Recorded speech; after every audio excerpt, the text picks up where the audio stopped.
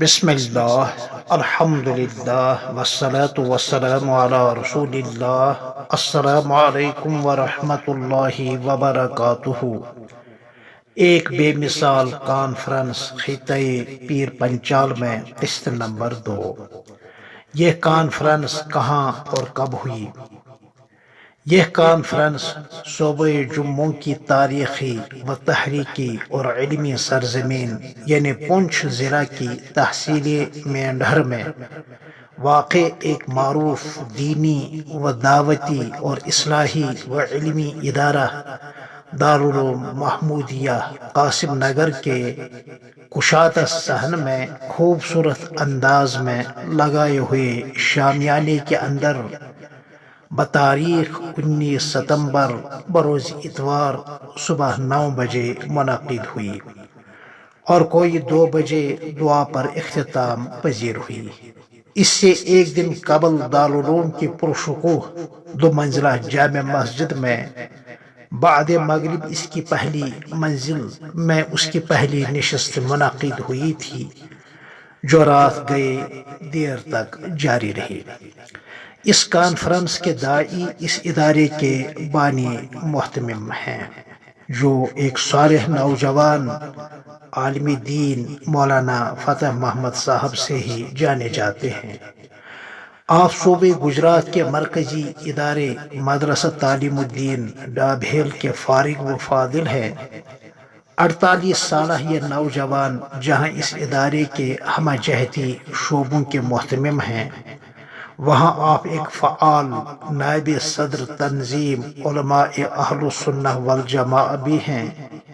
اتوار کی اس نشست میں شروع سے آخر تک آپ ایک کامیاب اناؤنسر کی حیثیت سے کھڑے رہے۔ اس ادارے کی بنیاد آج سے کوئی 26 سال پہلے یعنی 1995 عیسوی میں پڑی ہے۔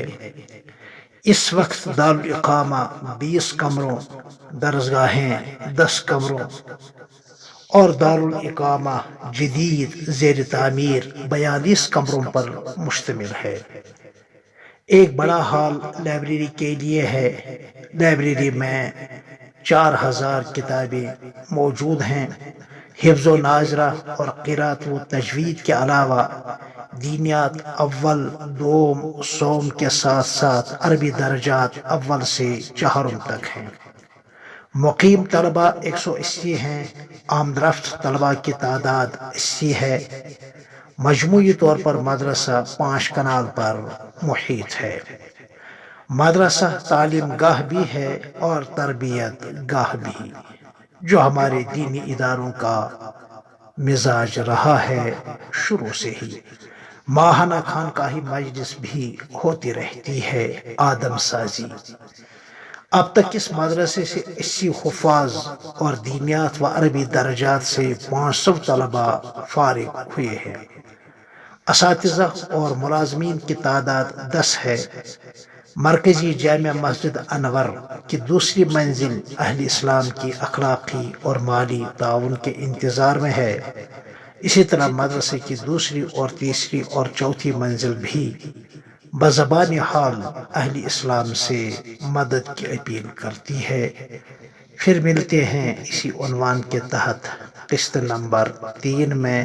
تب تک کے لیے السلام علیکم ورحمۃ اللہ وبرکاتہ۔